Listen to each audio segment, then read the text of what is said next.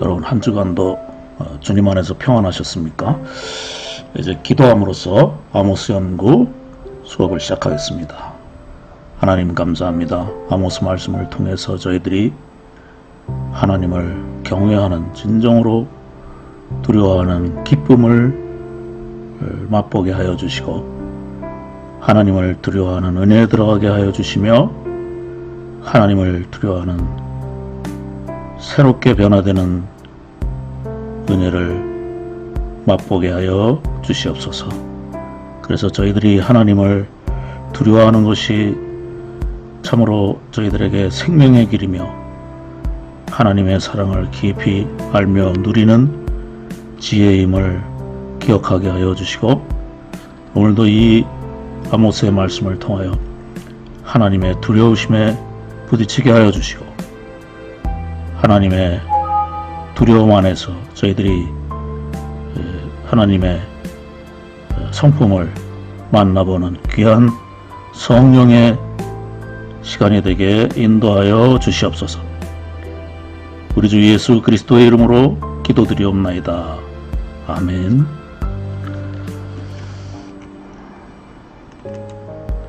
네, 이제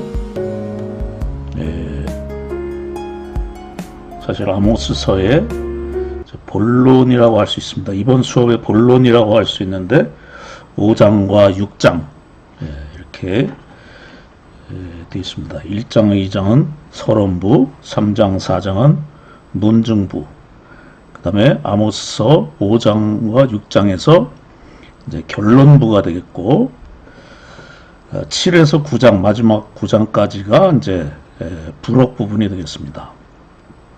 그래서 5장과 6장이 사실은 우리가 이제 아모스 연구를 공부하는 데 있어서 가장 중요한 목표에 도달했다고 할 수가 있겠습니다. 우선 여기 이제 구조에서 보시는 것처럼 권면이 이제 여기 세 개가 나타납니다. 이제 아모스서 전체에서 권면이 들어있는 것, 또는 이렇게 하라 하는 하나님의 명령이 들어있는 것은 5장밖에 없습니다. 5장과 6장밖에 없습니다. 1장에서 그 4장까지도 진정한 그 하나님의 메시지가 이런 권면을 통해서 어디로 가라 하는 그 길을 제시해 주시는 말씀이 없어요. 7장에서 9장도 마찬가지입니다. 그러니까 이러한 권면이 있다는 것은 직설적이면서도 진지한 이런 권면이 들어있는 것은 이 세 개밖에 없고, 이것이 이제 5장과 6장에만 나타나는 점이 굉장히 그 특이하면서도 중요합니다. 이게 이제 우리가 아모스서에서 발견할 수 있는 가장 중요한 사실이에요. 예를 들면 이제 4장에서도 4장 4절 같은 경우는 그 베델에 가서 죄를 더하라,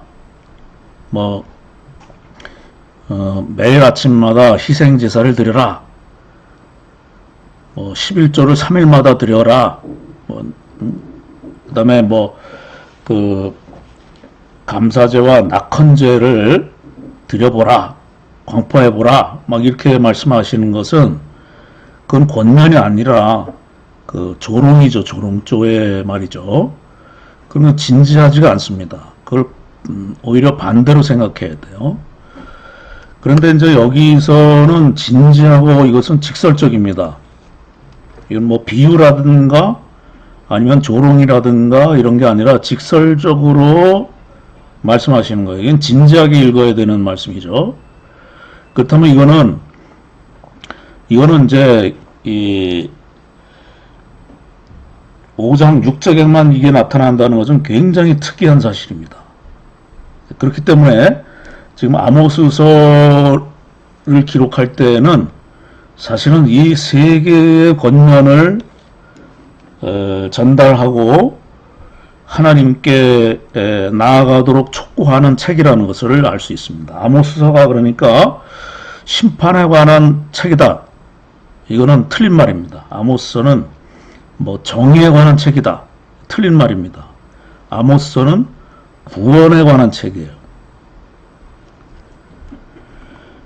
그러니까 이 세 번에 걸친 권면이 갑자기 5장과 6장에 나타나는 것은 지금 5장과 6장이 이런 구조 속에서 지금 이 제가 볼드체로 해놓은 이것을 향해서 눈길을 두도록 지금 구조가 형성되어 있어요. 만가로 시작해서 굉장히 슬픈 장례식 노래죠. 장성곡을 부르면서 이제 분위기를 굉장히 어둡게 한 다음에 어두운 그 암흑 같은 또 암울한 그런 상황에 대한 묘사를 해주고 그 다음에 빛을 싹 비춰줍니다. 이 빛이 비춰와요. 여호와를 찾아서 살으라. 여호와를 찾아서 살라. 이렇게 돼 있어요. 그러니까 굉장히 빛을 다 비춰줍니다. 그 다음에 여기도 또 위협, threat가 있는 다음에 다시 권면을 또 주고 또 재앙 신탁, 화 있을진저 뭐 이런 재앙이 두 번에 걸쳐서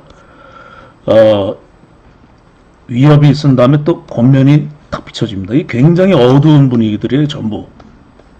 굉장히 그 다른 곳의 1장과 3장이나 이런 데보다도 굉장히 분위기가 어둡습니다.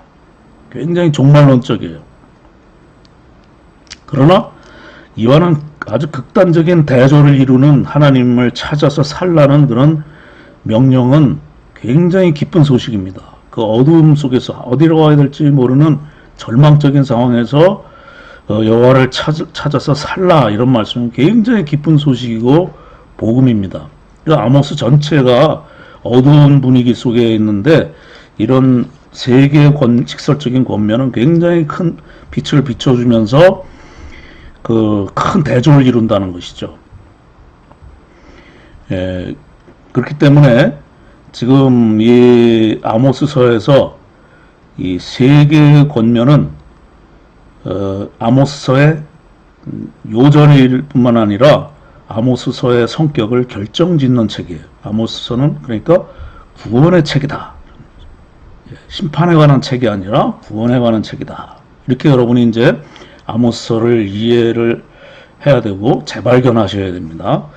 그래서 여기 이제 다시 이런 그 위협이나 어떤 그 심판 선포들을 하는 것들도 사실은 권면을 향해서 가도록 하는 것이죠. 권면을 결단하도록.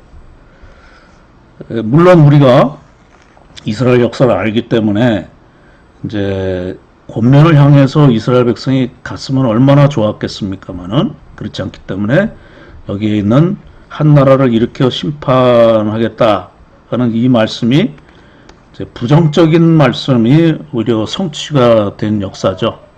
그래서 이것은 굉장히 역사적인 아이러니고 역사의 비극입니다만은 그렇다고 해서 아모스서가 그 심판에 관한 책으로 역사 속에서 그 결말을 맺고 말았습니다만은 그럼에도 불구하고 아모스서는 결코 심판을 추구하는 책은 아니었다.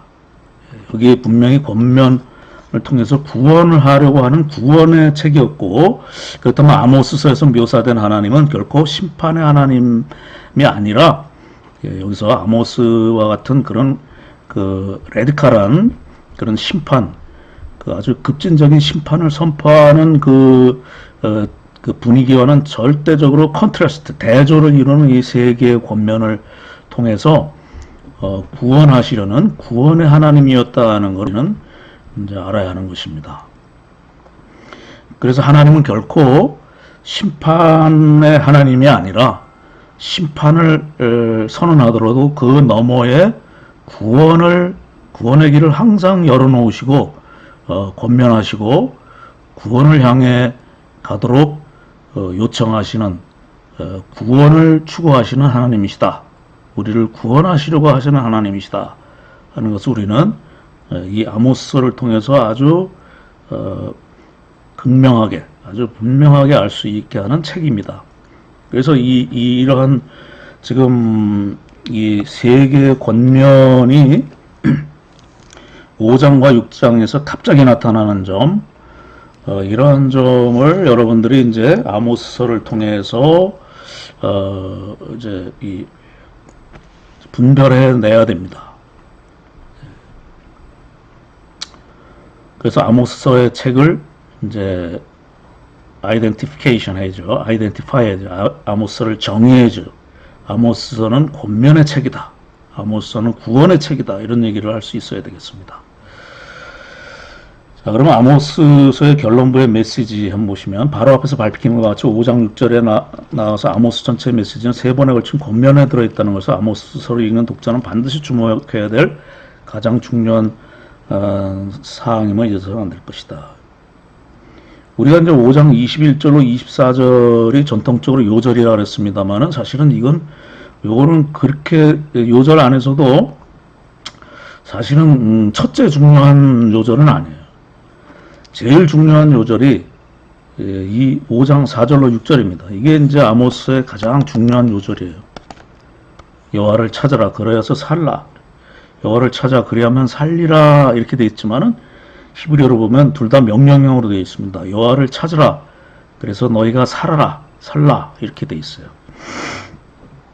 이게 다르죠. 여호와를 찾아라 그리하면 살리라 하는 것과 여호와를 찾아라 그래서 살아라 이 명령이 두 개로 되어 있다는 거를 아는 거는 차이가 있습니다. 이거는 굉장히 더 적극적인 권면이죠.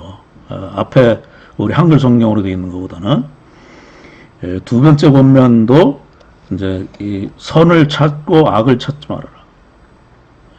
그래서 그러면 너희가 살려라. 그래서 너희가 살아라. 이렇게 되어 있는 이 두 번째 권면이 이제 두 번째로 중요하고, 그 다음에 세 번째로 중요한 것이 5장 1절로 24절입니다. 일종의 마지막 결론적 권면이 되겠습니다. 그래서 이것은 단계별로 생각하셔야 돼요.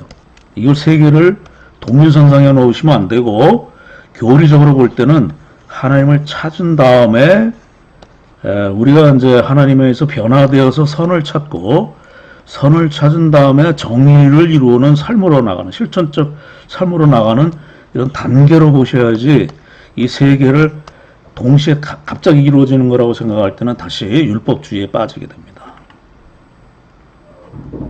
그래서 이런 점을 여러분이 굉장히 중요한 사실이죠.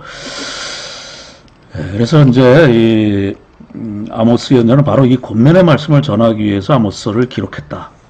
굉장히 중요한 사실입니다. 권면의 말씀을 전하기 위해서 아모스서를 기록했다는 것이죠. 궁극적으로 이 권면의 말씀이 아모스가 기록한 목적이다. 앞서 심판의 말씀들은 사실상 아모스의 핵심 메시지가 될 수 없다.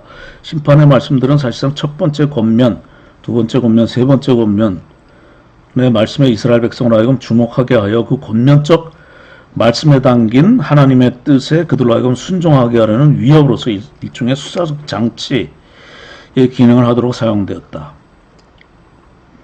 그래서 이제 이러한 논리를 갖추고 그러한 어떤 수사, 다시 말해서 사람들을 설득해서 이제 권면으로 향하게 하려고 하는 수사적 노력을 위해서 쓰였다. 아모스의 수사를 위해서 쓰였다. 그래서 이 핵심 기절들은 될 수가 없다. 이런 얘기죠. 이 권면만이 핵심 기절이다. 그래서 이 권면들은 주제에 있어서 일관성이 있다. 그래서 아모스의 결론부의 본문 주석으로 넘어가면 5장 1절로 3절 엎드러진 이스라엘에 대한 만가 결론부의 시작. 이제 시작을 굉장히 어두운 분위기로 시작하려고 하는 거죠. 이 어두운 분위기로 이렇게 시작하려고 한다는 이유는 이제 그들의 삶에 대한 절망을 느끼게 하는 거죠. 절망감을 가지게 해서 뒤에 바로 4절에 갑자기 아무런 설명이 없이 갑자기 분위기가 반전이 되면서 여호와를 찾으라 이렇게 나가는 이러한 상황이죠. 그런 점에서 이런 앞에 이러한 만가는 이제 그들로 하여금 어두운 분위기에 빠져 있고 그들의 절망적인 상황을 직시하게 만들고 과연 그렇다면 우리가 무엇을 해야 사느냐는 질문을 가질 수밖에 없습니다. 거기에 대해서 어떤 그 논술 하려는 형식이 아니라 바로 직설적으로 직접 그냥 던져주는 것이죠. 예. 그래서 이 대조적인 빛을 확 비춰주는 그런 분위기로 되어 있습니다. 그래서 5장 1절에서 이스라엘 향하여 들으라고 말씀하면서 이 이제 들으라는 말씀은 3장 1절에도 나오고 5장 1절에도 나오죠. 그래서 하나의 단락을 형성하는 그 기능을 하고 있습니다. 들으라.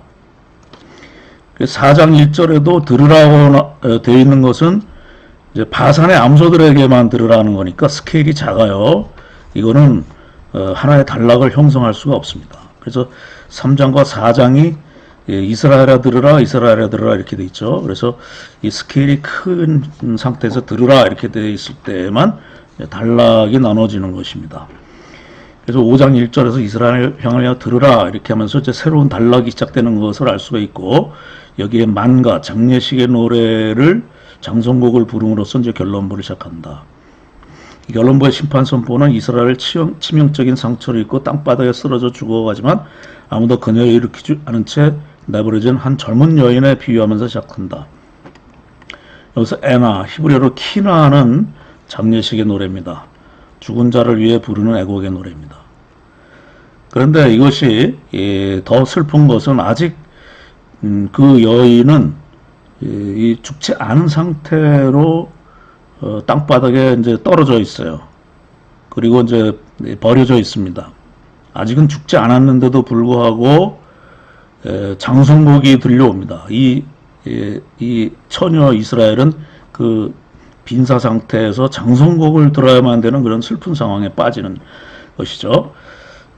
그러나 이 여인을 아무도 거들떠보지 않는다. 쓰라린 비극적 상황이다. 이 장성곡은 여기서 하나 짚고 넘어야 될 것은 이 장성곡은 여호와의 말씀이 아니에요. 이건 이제 들으라 하는 것은 예언자가 들으라는 것이죠. 예언자가 탄식하는 그런 형식으로 되어 있습니다. 아모스의 탄식이죠, 말하자면. 그래서 이제 비유적으로 아직 처녀일 때에 닥친다. 처녀라는 단어는 이스라엘의 순교를 위해서 사용된 것이 아니라 아직도 자라지 않은 젊은 여자라는 뜻이죠.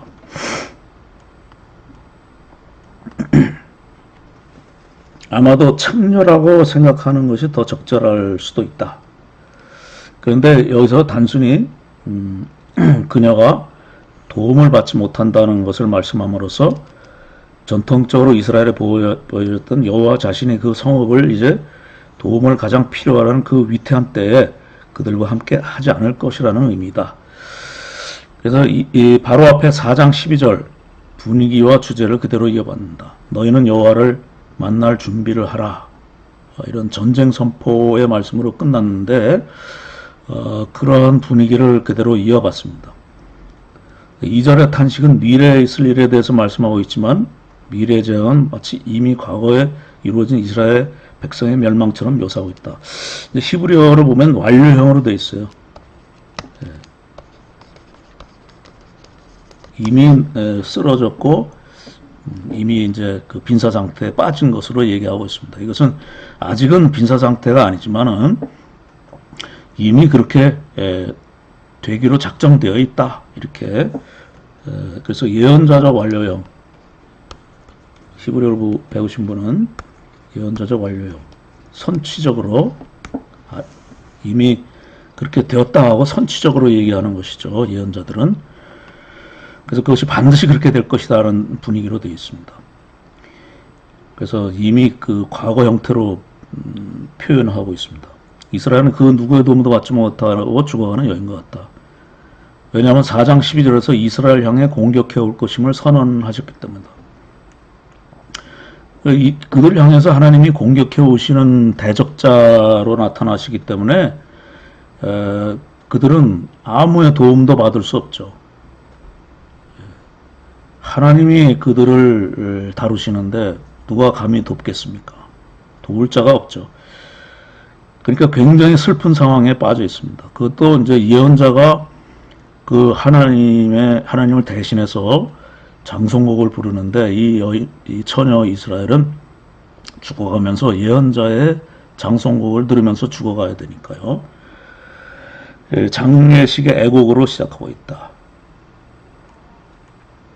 그 심판의 심각함과 그 슬픔이 얼마나 클 것인가를 이런 장송곡으로 죽어가는 처녀로 묘사하면서 생생하게 표현하고 있다. 굉장히 슬픈 그 심판을 당할 것이다. 그 심각한 심판의 슬픔을 그 장송곡 형태로 또는 빈사 상태로 죽어가는 여인으로 묘사하고 있습니다. 이렇게 앞에도 말씀드렸지만 이렇게 슬픈 상황, 암울하고 절망적인 상황으로 시작하는 이유는 4절에 여호와를 찾으라 이렇게 말씀하는 그 말씀을 기쁨으로 또는 감사함으로 또는 결단하는 마음으로 듣게 하려는 그런 목적이 있는 것이죠. 스스로 아름다움과 활력을 지닌 처녀로 생각하고 이스라엘은 추악한 병자의 모습으로 힘없이 자기 땅바닥에 쓰러져 죽을 것이며 다시 일어나지 못할 것이다. 더욱 슬픈 것은 그녀를 일으킬 자가 없다는 것이다. 아무런 도움을 받지 못하고 쓰러져 죽는 것은 다른 데 있지 않다. 바로 주님께서 심판하시기 때문이다. 3절은 왜냐하면으로 시작하고 있다. 그렇다면 3절은 2절의 이유가 된다. 5장 3절은 이제 여기 한글 성경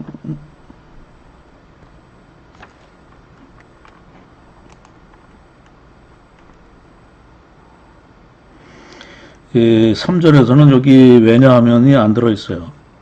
이런 것들이 이제 한글 성경에 자주 빠져있죠. 히브리어는 키가 있기 때문에. 왜냐하면 그렇기 때문에 너희들이 죽을 것이다 이런 얘기죠. 그 땅에 떨어져서 죽을 것이다. 왜냐하면 하나님께서 이렇게 말씀하셨기 때문이다. 그 뭐라고 말씀했냐면 이스라엘 중에서 1000명이 행군해 나가던 성읍에는 100명만 남고 100명이 행군해 나가던 성읍에 10명만 남으리라. 이제 전쟁을 하나님이 직접 일으키시는 그 쳐들어오시는 전쟁에 이제 나가서 싸우라 그랬죠. 그래서 4장 12절에 그래서 하나님을 향해서 이제 진군에 나가서 싸웁니다.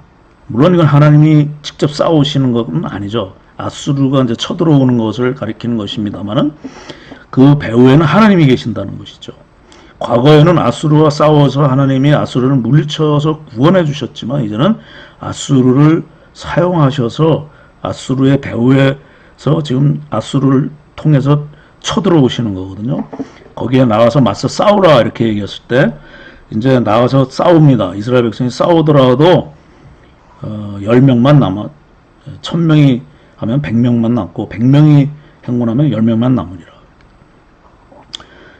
그 다음에 이제 6장 9절에 가면은 10명이 나가서 싸울지라도 다 죽으리라 이렇게까지 이제 얘기하기 때문에 10명은 100명은 살아남고 아니면 10명은 살아남을 것이다 이렇게 생각해서는 안 되죠. 여기서는 일단 이렇게 얘기하고 뒤에 가면 완전히 멸망할 것이다 이렇게 보충적으로 6장 9절에서 얘기하는데 이렇게 하나님께서 말씀하셨기 때문이다. 그렇기 때문에 너희들은 전쟁에서 패배해서 쓰러져서 여인처럼 처녀처럼 죽을 텐데 하나님께서 이렇게 너희들을 향해서 싸우시기 때문에 대항해서 싸우시기 때문에 결코 너희들을 일으킬 자가 없을 것이다. 이렇게 얘기하고 있는 거죠. 그래서 3절에 키가 있기 때문에 왜냐하면 있기 때문에 3절은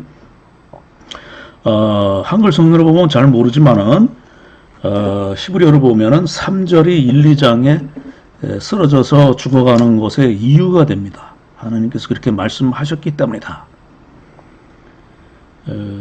전쟁에서 패배할 것이라고 말씀하셨기 때문에 죽을 것이다. 이렇게 돼 있어요.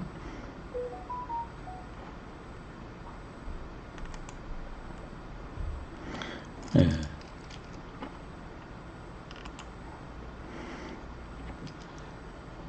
(2절에) 이유가 된다. 5장 3절은 장례식 망가를 부르는 이유를 설명하면서 분명히 밝히고 있다. 이스라엘은 감당할 수 없이 철저한 군사적 패배로 고통을 당할 것이기 때문이다. 이 전쟁에 이스라엘의 군대가 나와서 10분의 1만 살아서 돌아올 것이기 때문입니다. 거짓 안위를 다시 한번 책망하신다. 처녀 이스라엘이 쓰러져 죽고 다시 일어나 못하는 이유는 이스라엘 중에서 1000명이 행군하던 성읍에는 100명만 남고 100명이 행군하던 성읍에는 10명만 남으리라고 말씀하셨기 때문이다. 그것은 주님께서 전쟁의 용사로 쳐들어오시기 때문이다. 그래서 전쟁에 패배할 것임을 구체적으로 말씀하고 있습니다. 이제 5장에 넘어가면 이제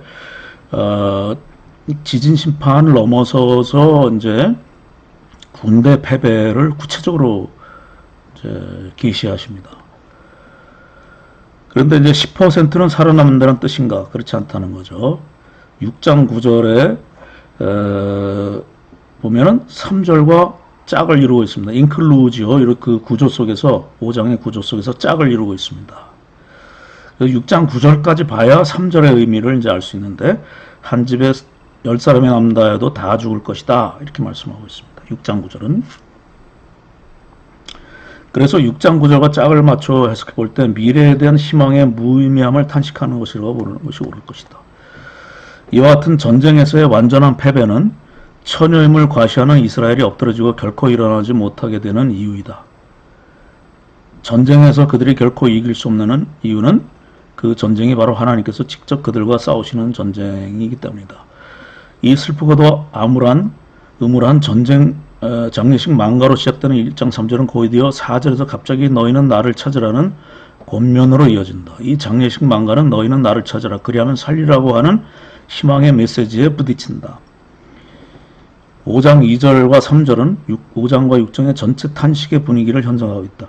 5장 2절과 함께 3절, 이 전체가 5장 6절의 탄식의 분위기를 형성하고 있어요. 5장과 6장은 이러한 그 권면을 제외하고는 굉장히 탄식하고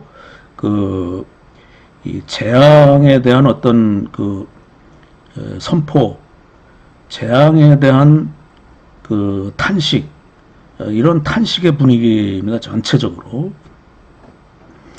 굉장히 그 슬프고 절망적인 분위기 속에서 이 권면들이 3번에 걸쳐서 빛을 비춰주는 것이 굉장히 돋보이게 되어 있습니다. 그래서 4절 이하 여호와를 찾으면 살리라, 그리고 의와 공의를 행하라는 권면에 청중들이 주목하게 만든다. 그래서 이 10명이 중에 1명만 살아남는다는 장례식 망가는 그 자체가 희망의 무의미함을 강조하고 있다. 그럼에도 불구하고 여호와를 찾으면 살리라는 아모스의 강력한 메시지에만 희망을 걸게 하는 의도를 가지고 있다는 것을 우리는 주목해야 한다. 5장 4절로 6절 첫 번째 권면 찾으라 신탁과 구원의 길.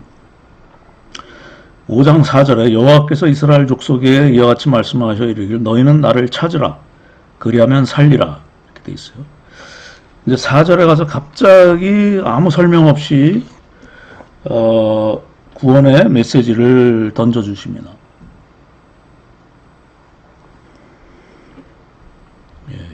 너희는 나를 찾으라. 이것도 1장에서 3장은 아모스의 이 만가 애곡이지만은 5장 4절로 6절 권면 부분에 가서는 하나님의 신탁 부분에 되어 있어요. 오라클. 하나님의 1인칭 메시지. 그래서 여호와 너희는 나를 찾으라 할 때 이 나가 야훼 하나님이잖아요. 그래서 하나님이 직접 말씀하시는 형태로 되어 있어요. 이건 굉장히 권위가 있는 말씀입니다. 예언자의 설교 형식이 아니라 하나님이 직접 말씀하시는 형식으로 되어 있어요. 하나님이 직접 이스라엘을 향하여 초청하시는 거예요. 그러니까 앞에 만가는 권위가 떨어지죠, 사실은. 이제 그렇다고 하나님 말씀이 아닌 건 아니고, 예언자가 이제 탄식하는 그런 분위기에서 이제 갑자기 하나님이 직접 들려주시는 하나님의 음성입니다. 그야말로 빛이 비춰지는 거죠. 복음이죠. 기쁜 소식이죠. 그리고 권위 있는 하나님의 음성이죠. 어떤 면에서는 두려운 음성입니다. 나를 찾으라. 그리하면 살리라. 이렇게 되는데, 그리하면 살리라가 아니라, 너희는 나를 찾으라. 그래서 너희는 살라.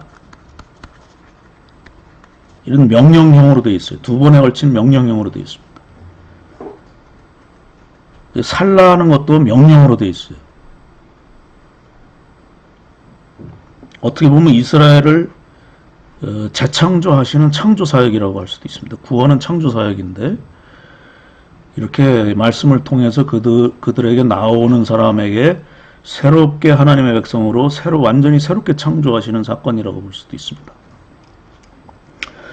베델을 찾지 말며 길갈로 들어가지도 말아라. 베델은 이제 북이스라엘과 남유대에서 경계를 넘어가면 바로 베델이 있고, 그다음에 길갈이라 그러면 이제 동쪽에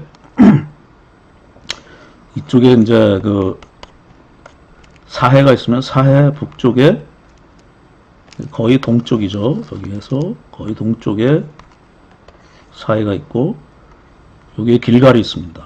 요단강이 이렇게 있으면 요단강 건너자마자 서쪽에 길갈 있죠. 이제 여호수아 때 이제 요단강 건너자마자 길갈 그래서 단을 쌓았죠. 그래서 이게 전통적으로 그 제단이 있는 곳입니다. 그 다음에 밑으로 내려면 남쪽 끝에 부엘세바가 있어요. 부엘쉐바. 세바인데 부엘쉐바의 7개의 우물 또는 맹세의 우물이라는 것인데, 여기가 이제 아브라함, 야곱, 이삭, 야곱 이런 사람들이 여기서 이제 살았던 곳이기 때문에 여기서 하나님을 만나고 제단을 쌓고 이렇게 했던 곳이기 때문에 여기도 이제 전통적으로 제단이 있는 곳이죠. 이 북이스라엘 사람들은 열심히 있는 사람들은 이 남유다까지 와서 끝에 가서 여기까지 제사 드리면서 복을 받으려고 왔다 갔다 하는 것이죠. 여기까지 가지 부엘셰바로도 나아가지 마라. 나아가라는 건 이제 건너가지 말아라. 나아간다는 건 건너간다는 것이죠. 남유다를 건너서 여기까지 간다. 아바르 동사로 되어 있어요. 건너가지 말아라. 베델이나 길갈이나 부엘셰바로 가지 말아라. 어느 곳에 있든지 거기에서 그 자리에서 바로 여호와를 찾으면 산다. 근데 이러한 것들이 다 야훼 하나님을 찾는데 방해거리가 되고 있죠. 이 장소에 가서 이 제물만 드리면 제사장으로부터 복을 받으면 된다 이렇게 생각하는데 제사장이 주는 복은 다 헛것이죠. 하나님이 직접 주실 수 있는데 왜 이런 데 가서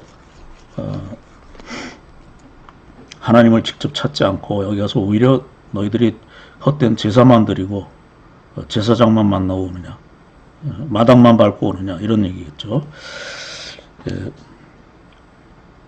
길갈은 반드시 사로잡히겠고, 여기서 이제 뒷부분에서 부엘셰바에 대한 얘기는 남유다이기 때문에 빼버립니다. 길갈은 반드시 사로잡히겠고 베델은 비참하게 될 것이다. 이제 여기 그 워드 플레이, 언어의 유희를 하는 부분은 이제 제가 조금 이따 밑에 본문에서 설명드리면 되겠고요. 그 다음에 너희는 여호와를 찾으라. 다시 말하죠. 그리하면 살리라. 그리고 살아라. 다시 한번 말씀합니다. 그렇지 않으면 그가 불같이 요셉의 집에 임하여 멸하시리니 베델에서 그 불들을 끌 자가 없으리라. 이제 다른 곳들은 다 길갈은 생략하고 있습니다. 제일 중심지가 이제 베델이니까요. 베델이 아주 그 하나님을 거스리는 것에 이제 본부가 되니까 베델이 멸망하면 다른 것들은 뭐 당연히 다 멸망하는 거죠. 자, 아모스는 여호와의 신탁 형식으로 첫 번째 권면을 전한다. 갑자기 이스라엘을 회개로 부르셨다. 여기서 우리가 주목해야 될 것은 심판은 이스라엘의 정치 지도자나 베델의 제단을 향하여 선포되지만 구원의 메시지는 이스라엘 족속 전체를 향하여 내려주신다는 사실이다. 하나님은 은혜로우신 하나님이며 구원의 길을 모든 이에게 베풀어 주시는 구원의 하나님이심을 알 수 있다. 한편 그 구원은 여기 보면 이스라엘 족속 이렇게 얘기하면서 이스라엘 전체 백성 10지파죠. 10지파 전체에게 구원의 길을 제시해 주고 계십니다. 그 구원은 베델이나 길갈, 심지어는 브엘세바에서 나올 수 없고 오직 주 하나님으로부터만 나올 수 있으며 하나님께서 말씀하셨다. 주 하나님께로 돌아가서 주님의 말씀을 듣고 마음 중심으로 주님을 섬기는 길 외에는 없다는 것을 말씀하시는 메시지다. 피상적으로 보면 4절로 6절의 회개의 부르심이 아모스 예언자가 지금까지 앞에서 전한 무조건적인 심판 선포와는 모순되는 것을 보인다.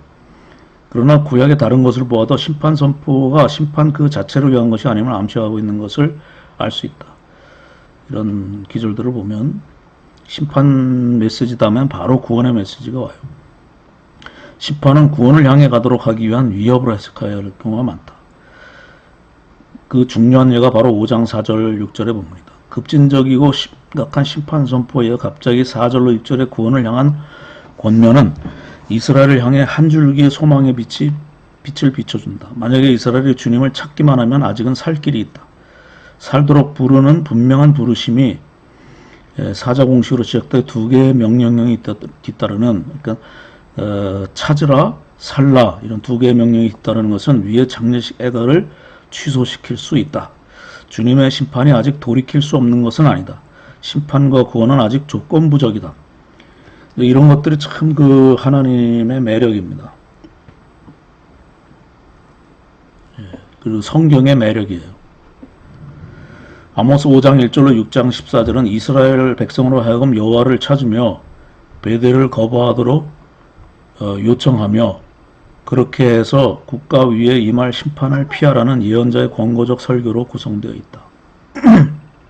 그래서 하나님의 본심은 그 재앙이 아니다.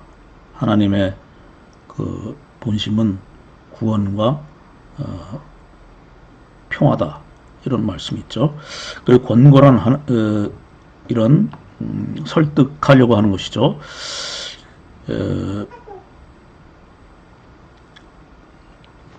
이거는 이제 넘어가겠습니다. 여기 조금 별로 좋은 인용이 아닙니다. 너희는 나를 찾으라. 그리고 너희는 주님을 찾으라는 기본적인 부르심은 회개를 통해 주님을 찾으라는 것이며 이것을 15장 15절에서 14절 15절에서 선을 구하고 악을 구하지 말라는 권면과 병행을 이루고 있다. 그러므로 주님을 찾는다는 것은 선을 구하고 악을 구하지 않는 것으로 이해할 수 있다. 아까도 말씀드렸지만 하나의 그 단계적인 것이죠. 수평적인 것이 아니라 단계적입니다. 계단을 올라가는 것과 같은 그런 것이죠. 순차적으로 되어지는 것이지 한꺼번에 다 여호와를 찾은 다음에 바로 선을 구하라는 것이 아닙니다. 여호와를 찾으면 그 다음에 이제 그것이 곧 선을 구하는 대로 나갈 수 있는 능력이 되는 것이죠. 그것은 생명과 구원의 주 하나님께로 나와서 하나님께서 가르쳐 주시는 생명의 교훈 곧 주 하나님께서 요구하시는 윤리적 책임에 순종하는 것을 의미한다. 순차적입니다. 그래서 하나님의 부르심에 연결되어 있는 동기는 삶에 관한 약속이다. 그 약속은 불순종이 죽음과 저주를 가져오는 반면에 생명이 순종에서부터 온다고 하는 기본적인 계약적 원칙을 떠올리게 한다. 신명기라의 내용이죠.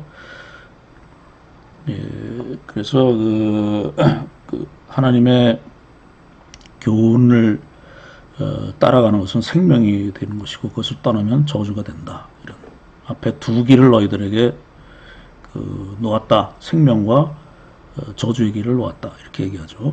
아모스가 제시하는 하나님의 말씀이기도 하다. 이스라엘 백성이 살 길은 그들에게 구원을 약속할 수 없는 불순한 동기에서 시작된 성소에서의 종교 행위를 그치고 굉장히 중요한 얘기죠. 하나님의 통치에 순종하는 길뿐이다. 그래서 모든 백성이 하나님의 약속 안에서 정의롭게 그리고 인간답게 살 수 있는 하나님의 통치를 위하여 각각 윤리적 책임을 다하고 주님의 다스림에 순종하는 것을 말한다. 궁극적으로 이제 거기까지 가야 되는 것이죠. 그렇다면 하나님의 통치란 무엇인가? 그것은 주님께서 약속의 말씀에서 명령하신 바와 같이 모든 사람이 주님의 은혜 안에서 서로를 보살펴주는 삶을 말한다. 서로를 보살핌을 받으면서 사랑이 넘치는 세상을 만들어가는 것을 의미한다. 그래서 이제 정의라는 것이 사랑이 넘쳐야 된다는 것이죠. 하나님의 사랑을 알아라는 것이죠. 하나님의 사랑에 부딪혀야 된다는 것입니다. 그래서 하나님의 형상을 닮은 사람으로서 사랑받을 자격이 있는 그대로 소외되지 않는 사회가 정의로운 사회다. 사람이 남용되지 않고 물질보다 사람이 더 존중되고 생명이 보존되는 사회가 정의로운 사회다. 그래서 이 물질보다 사람이 더 중요한 사회로 변화되는 것, 이것이 하나님의 통치로 나아가는 길입니다. 이것이야말로 이제 원죄를 극복하는 것이죠. 그런데 인간의 역사는 북이스라엘도 이것 때문에 죽는 것이죠. 사람보다 물질을 더 중요하게 생각하는 것. 그리고 이방을 향해 간다는 것은 물질주의를 향해 간다는 것을 의미합니다. 즉 절대 왕정의 왕이 모든 백성들을 종으로 삼아서 군인으로 몰아넣고 화살바지가 되게 하고 이렇게 하면서 거기서 나오는 모든 이득은 왕이 취하는 이런 것들, 또는 그 주변의 귀족들, 그리고 거기에 아부하는 종교 지도자들이 그들에게서 이제 이익을 같이 나눠 먹는 이런 것이 원죄를 극복하지 못한 상황인데, 이거를 향해서 치닫고 있는 것이 북이스라엘이었습니다. 이런 가치관을 역전시켜라. 그것이 바로 여호와를 찾으라. 이것이 되겠습니다. 하나님을 찾고 하나님을 바라보게 되면은, 하나님이 어떤 분인가를 알게 되면은, 하나님은 물질보다 사람을 더 사랑하는 그런 분인 것을 알게 된다.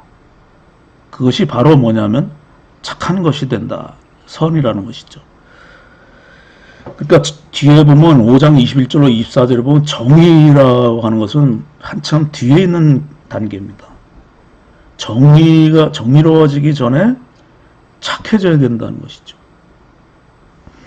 하나님을 찾으면은 정의를 먼저 발견하는 것이 아니라 사랑을 먼저 발견해요. 하나님의 사랑을 발견하게 되면, 사람들을 얼마나 사랑하시는가를 발견하게 되면 우리에게서 변화가 일어납니다. 이것이 하나님의 성령의 능력이죠.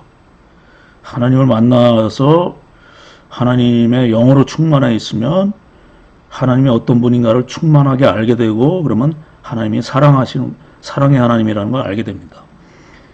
그렇게 될 때 우리가 무엇을 발견하냐면 우리 자신의 죄를 발견하게 됩니다. 우리도 역시 사람을 사랑하기보다 물질을 더 우선으로 사랑하는 그런 죄인들이었구나, 원죄를 극복하지 못한 죄인들이었구나 하는 걸 알게 되고, 하나님을 따르게 됩니다. 하나님을 존경하게 되고, 하나님에 대해서 놀라움을 가지게 되고, 하나님에 대해서 감동을 받게 됩니다. 그래서 우리도 사람들을 사랑하고 물질을 사람들을 위해서 사용하게 되는 그러한 사람으로 변화되는 순간 우리는 원죄를 극복하게 되고 이제 진정한 구원에 참여하게 됩니다. 이것이 예수 그리스도를 바라보고 믿고 구원받는 것과 같은 구조예요. 그렇게 될 때 우리는 무엇을 만나게 되냐면 선을 만나게 돼요. 착한 것을 만나게 돼요. 어떤 것이 착한 것이냐? 사람들을 사랑하는 것이 착한 것이죠. 착하게 변화됩니다. 사람이 착해져야 됩니다. 그럼 착해지고 난 다음에 정의를 이룰 수 있어요. 의를 향해서 갈 수 있어요. 정의를 추구할 수가 있습니다. 그러니까 사랑에서부터 시작해서 착해지고 그 다음에 의를 향해서 갈 수 있어요. 이 사랑이 어떤 면에서는 진리라면은, 참된 것이라면 진리라면은, 그 다음에 착해져야 되고, 그 다음에 정의는 아름다움이라고 얘기할 수 있습니다. 정의로울 때 그건 참으로 아름다운 것이죠. 그래서 이 사랑에서 착해지고 정의로 가는 것, 이 세 단계를, 이 권면의 세 개의 권면이 세 단계로 되어 있다는 것을 여러분이 알아야 되겠습니다. 그 다음에 이제 찾다란 동사를 여러분이 아셔야 되는데, 찾다란 동사는 따라시죠. 따라시.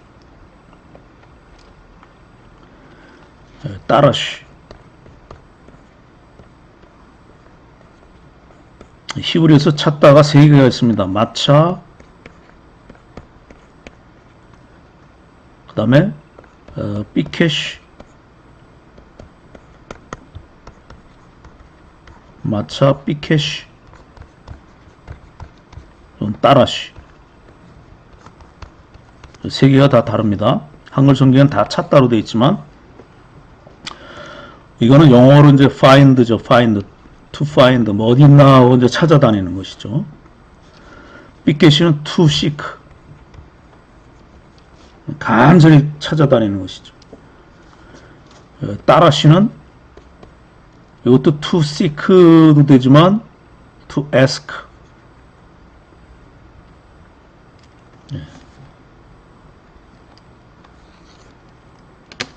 따라시는 아주 더 간절히 찾는 것, 더 간절히 찾고 그 이미 와 있는 하나님이죠. 이 앞에 거는 어디 있나고 찾아다니는 거고 이미 와 있는 분에게 간절히 찾아가는 것이죠.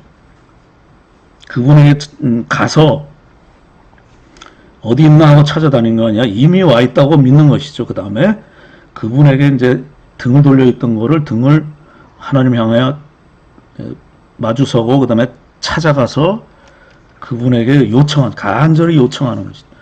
살려달라고 요청하는 거죠. 그리고 어떻게 하면 삽니까 하고 요청하는 거죠.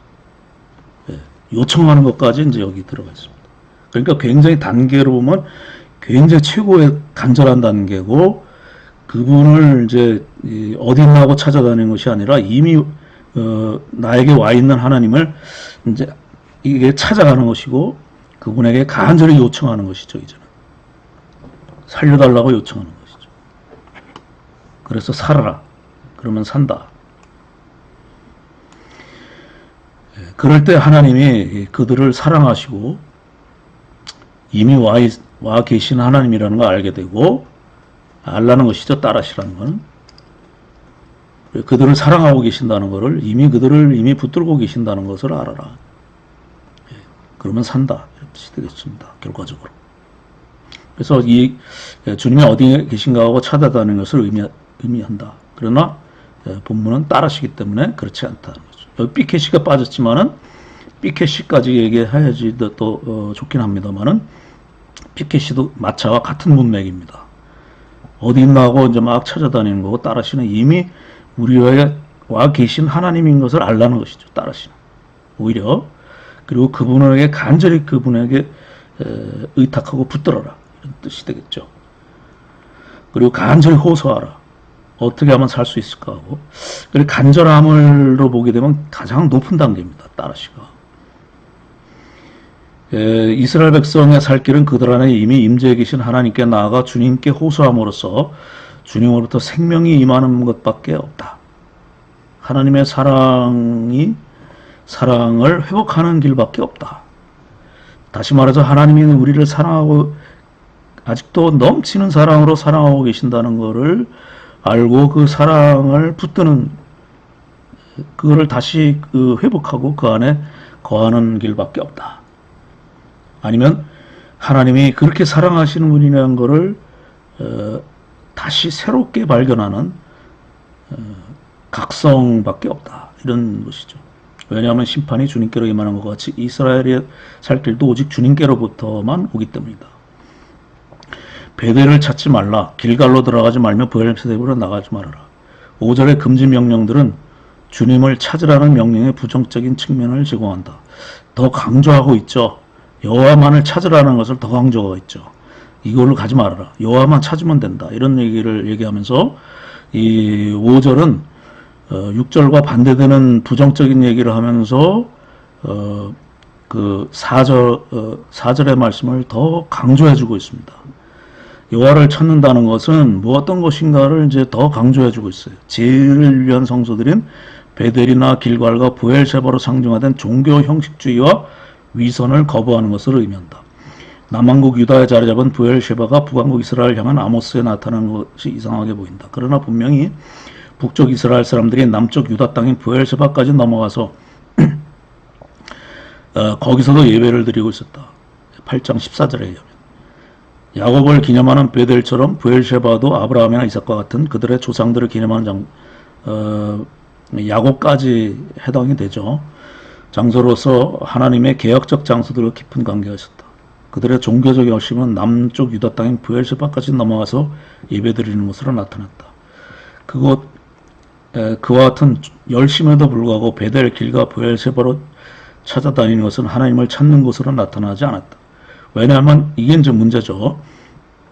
왜냐하면 그곳을 찾아다니는 자들이 하나님의 통치를 외면하고 오로지 그곳 거짓 제사장들의 규례를 따라 외형적인 종교 행위만 열심히 행했기 때문이다. 그래서 그들은 이사야 연자가 책망한 것과 같이 주님의 전에 마당만 밟았을 뿐이다. 이 문제가 하나님은 지금 진노하시고 책망하시면서 여호와를 찾으면 나를 직접 찾으면 산다 이렇게 얘기하는데 그들은 중보자를 찾아다니고 있어요. 그래서 가서 이런 전통적인 장소에 가면 복을 받을 것이다 이렇게 생각하고 거기에 가고 그 장소를 하나의 그 신성시하고 있고 거기에 있는 제사장의 축복을 받고 오는 것으로서 그냥 그들의 종교적 위안을 삼는 것이죠. 이것은 이제 오히려 헛것일 뿐만 아니라 이제 이게 중요합니다. 헛것일 뿐만 아니라 그것은 오히려 하나님을 찾는데 방해거리가 되고 있어요. 이게 이제 문제입니다. 오늘날도 우리가 예배 그러는데 예배에서 예배 현상을 잘 들여다봐야 돼요, 사실은. 이건 참 그 예민한 얘기인데 가서 하나님의 임재를 의식하고 경험하고 하나님 앞에 눈에 보이진 않지만 예배당 안에 가득 차 있는 하나님의 임재, 뭐 이 세상에 가득 차 있습니다만은 예배당 안에 특별히 가득 차 있는 하나님의 임재 앞에서 하나님의 음성을 듣고 와야 되는 것이죠. 하나님 뭐 성경을 통해서든 하나님의 임재, 영적인 하나님의 임재를 발견해야 되죠. 그런데 오늘날 예배 현상을 제대로 보면 목사의 설교를 듣고 온단 말이죠. 목사의 어떤 음성을 듣고 오는 것 같은 그런 착각에 빠질 때가 많아요. 그걸 은근히 조장하는 교회도 있고요. 목사가 설교를 잘해서 자기가 은혜를 끼쳐서 사람들을 직접 다루려고 하는 그런 분위기들이 은근히 교회 안에 이제 자리 잡고 있는 것을 조금 느끼게 돼요. 이게 아주 심각한 우상숭배입니다. 이것이 이제 이런 것들이 자꾸 반복되고 여기에 무감각해지기 시작하면은 이것이 이제 헛예배가 될 뿐만 아니라 이제 이게 문제예요. 헛예배가 될 뿐만 아니라 하나님을 만나는 데 있어서 방해거리가 된다는 것이죠. 이것이 정말 성령의 역사인가? 이걸 조심스럽게 진단해 봐야 될 상황이 왔다고 그렇게 볼 수도 있어요. 우리 교회 안에. 이걸 참 그렇지 않다면 정말 다행입니다만은 종교 형식주의와 그릇된 종교적 열심에 대한 이와 같은 비판적 금지 명령은 다시 심각한 경고로 나타나고 있다. 아모스의 모든 심판 예언들처럼 5절 후반절의 심판 선포는 무조건적인 어조로 선포된다. 그러나 5절 후반절의 요점은 결과적으로 이와 같은 것이다. 만약 이스라엘이 주님을 찾지 못하고 그들의 종교적 형식주의를 거부하고 그곳에서 떠나지 않으면 이스라엘이 신뢰했던 그 지역들이 분명히 파괴될 것이라는 것이다. 참된 회개가 아니면 심판은 확실히 임할 것이다. 왜냐하면 그들의 형식적인 종교 행위나 그들의 주님의 성품이나 뜻과는 어울리지도 않는 그릇된 종교적 열심이 그들에게 구원을 여긴 뭐 결코라고 하는 얘기를 하나 넣어도 좋습니다. 결코 가져다 줄 수 없기 때문에 오히려 그것은 열심히 해야 할수록 더욱 범죄를 가중시킬 뿐이었다. 4장 4절. 그들이 임박한 심판을 피할 유일한 길은 오직 심판의 근원이신 여호와의 뜻을 구하고 그분의 뜻에 순종하는 것뿐이다. 하나님을 만나는 것뿐이라는 것이죠. 구원이 오직 여호와 하나님으로부터만 임한다는 것을 역설하기 위해서 아모스는 특히 3장 4장에서 이 심판의 근원이 여호와 하나님이심을 많은 예증을 통해서 논증했다.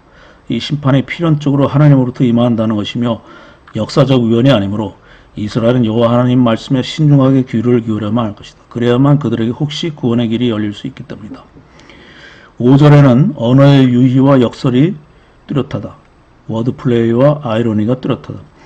길갈의 운명에 관한 경고는 히브리 철자 낌멜과 라메드를 번갈아 바꿈으로써 강조되어 있다. 즉 길갈은 반드시 사로잡히겠고를 히브리어로 보게 되면, 한글로 보면 모르지만 히브리어로 보게 되면 이제 그 심각한 그 워드 플레이를 하고 있어요.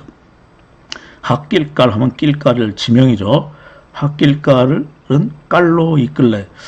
길갈이란 지명이 이제 원래 동사는 깔날입니다.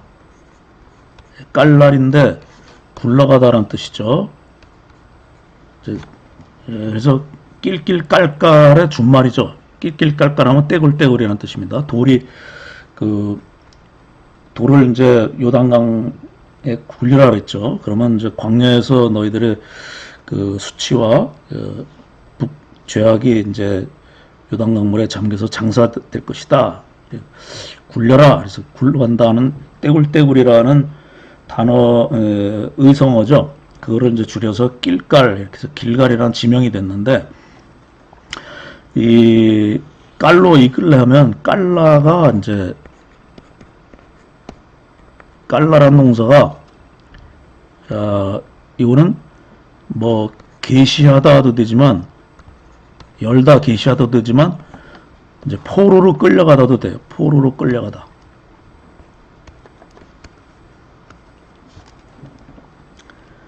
그래서 학길갈 하면 이제 길갈이라는 그 안에는 구원이나 속죄의 의미가 들어있죠. 굴러간다는 것에는. 근데 반대로 비슷한 의미입니다만 깔로 이끌래. 깔로는 깔라 동사 이제 부정사 절대형이죠. 부정사 절대형이고 본동사가 오게 되는데, 이거는 강조요법이죠. 진실로 포로로 끌려갈 것이다. 길갈은 진실로 포로로 끌려갈 것이다 라는 것인데, 히브리어로 보면 학길갈 깔로 이끌래 하면서 같은 그 음을 가진 단어를 써서 조롱하고 있죠. 일종의 조롱 형식으로 하면서 워드 플레이를 하고 있어요.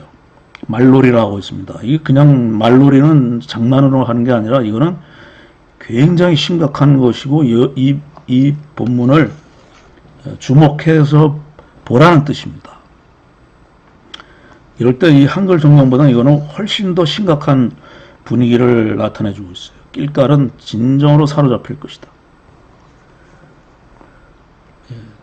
굉장히 그 훨씬 더 한글보다는 암울한 그런 심각함을 아주 뭐 10배 이상 강조하고 만들어내고 있습니다.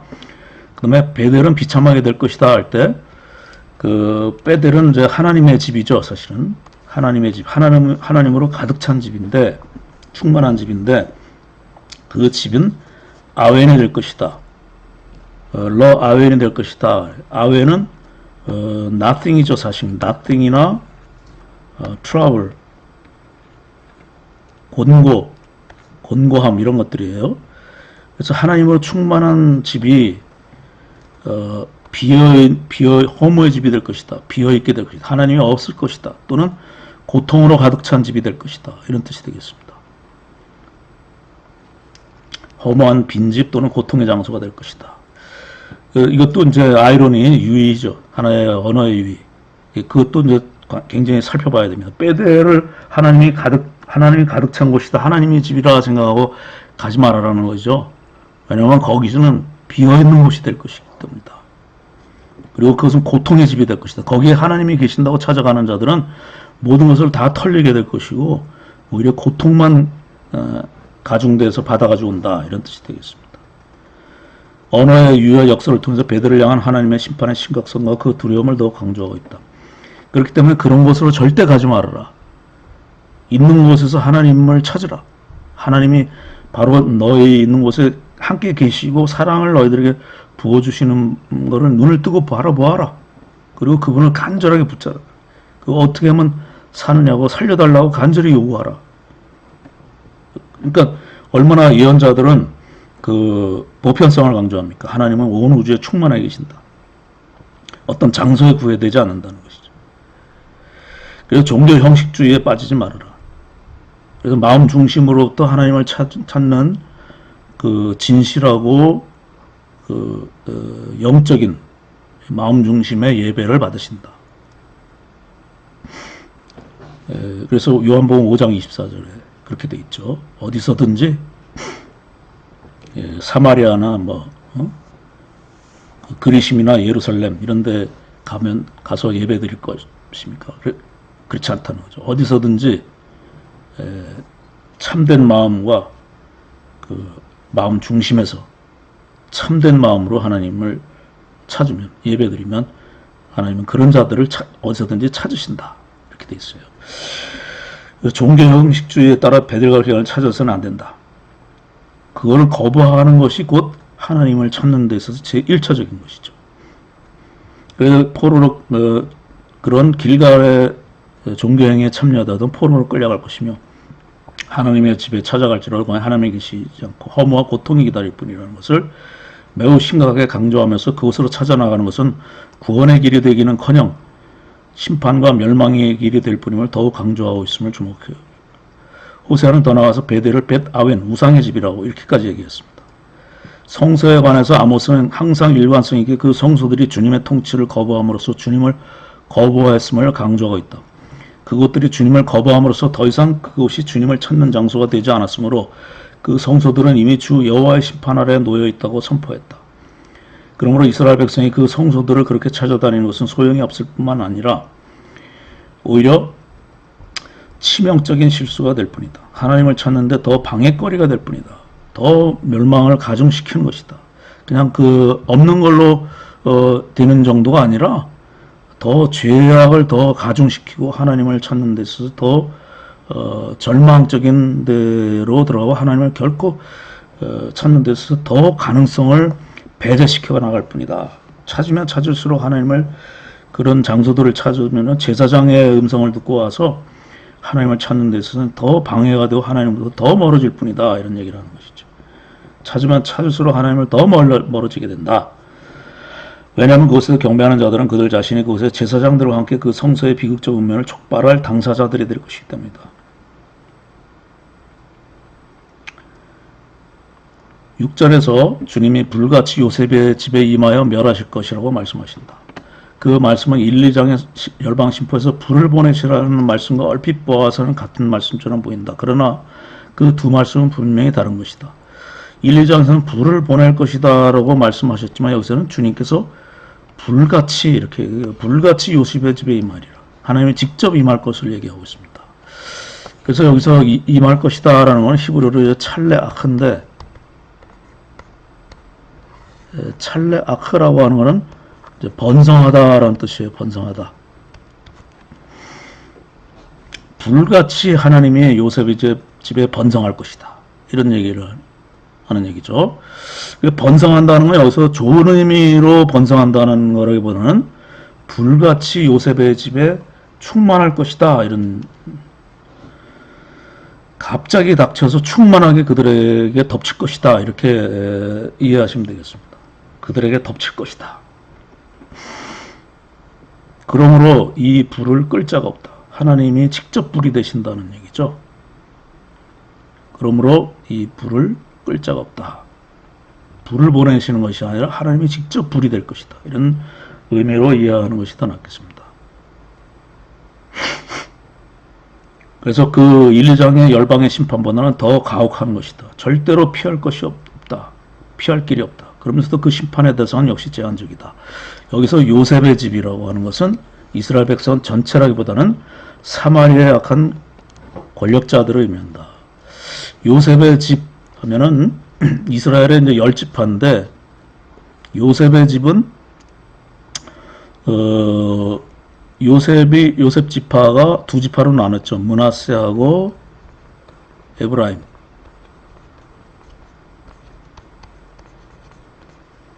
특히 에브라임 지파가 북이스라엘의 왕조를 형성합니다. 여로보암 1세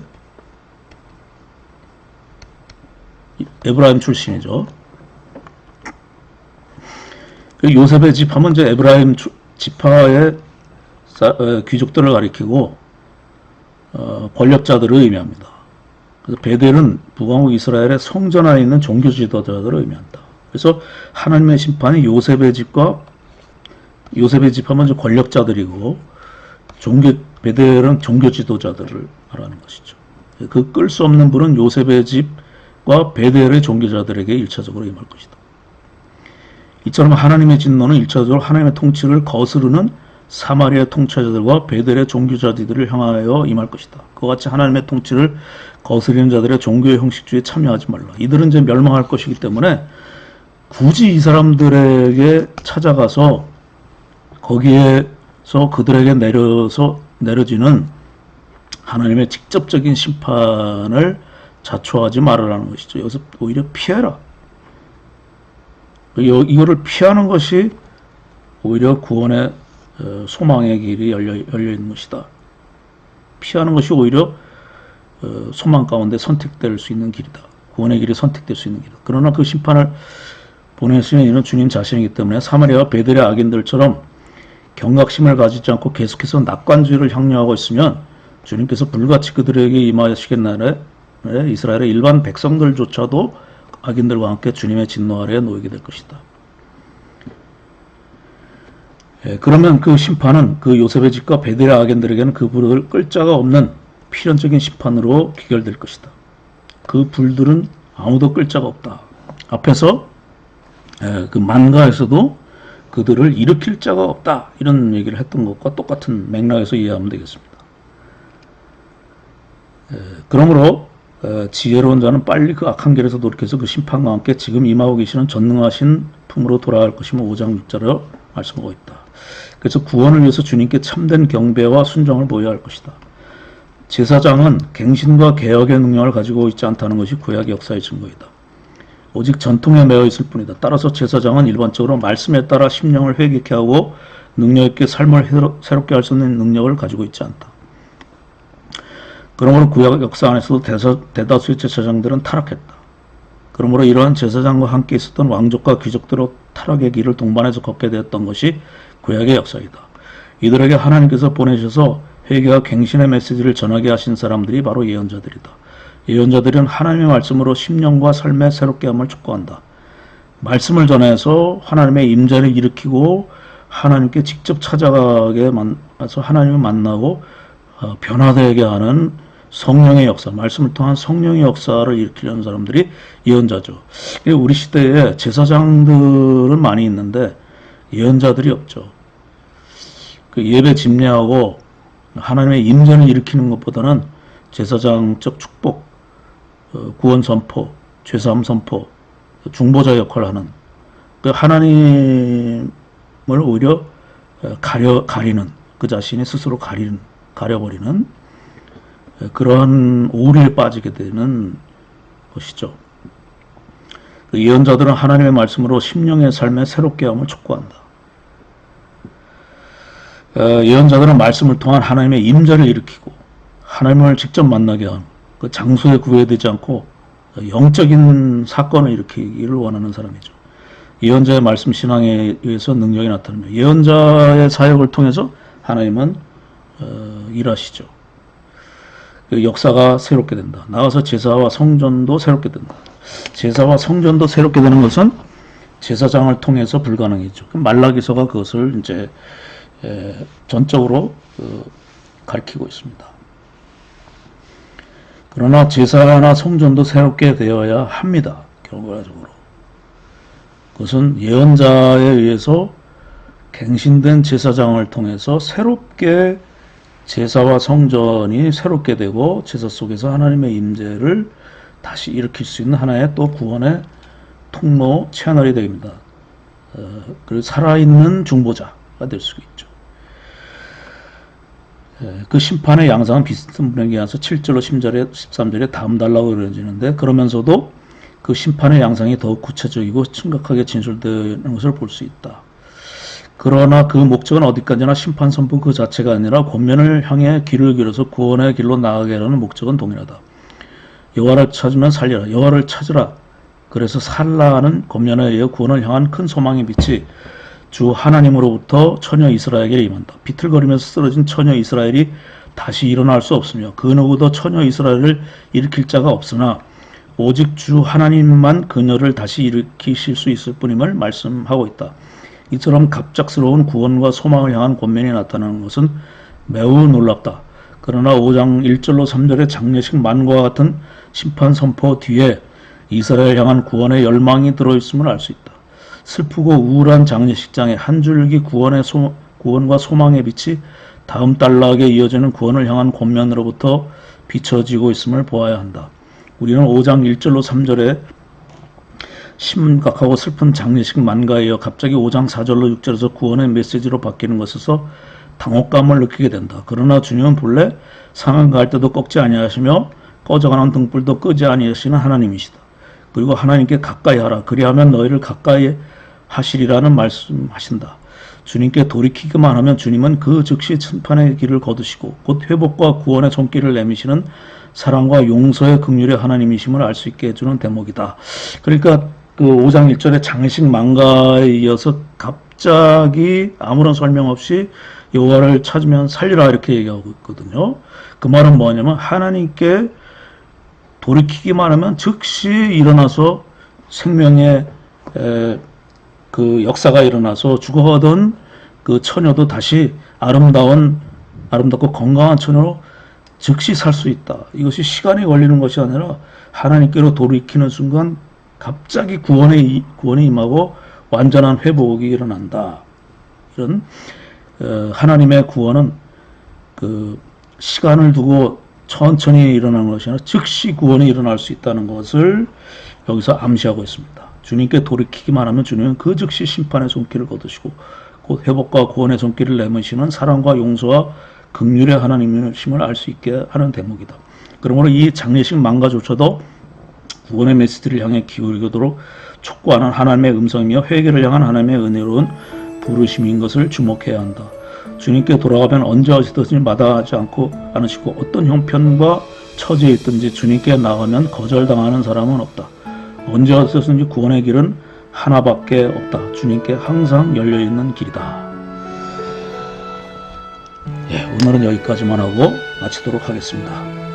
이 구원은 하나님께로 나아가기만 하면 즉시 구원에 이르게 되고 하나님을 만나게 될 때 우리에게선 하나님의 성품이 즉시 이루어지는 성령의 놀라운 역사가 일어난다는 그런 복음의 말씀, 소망의 말씀, 기쁨과 감사의 말씀이 오늘 5장 1절로 6절에 담겨 있습니다. 마치기로 하고 다음 주에 또 5장 계속 하도록 하겠습니다. 한 주간도 주님 앞에서 이런 놀라운 하나님을 찾음으로써 놀라운 회복과 부활의 능력이 충만하고 즉시 흘러넘치는 회복과 충만의 역사가 일어나는 한 주간 되시기를 예수 그리스도 이름으로 축복합니다. 다음 주에 다시 만나겠습니다. 감사합니다.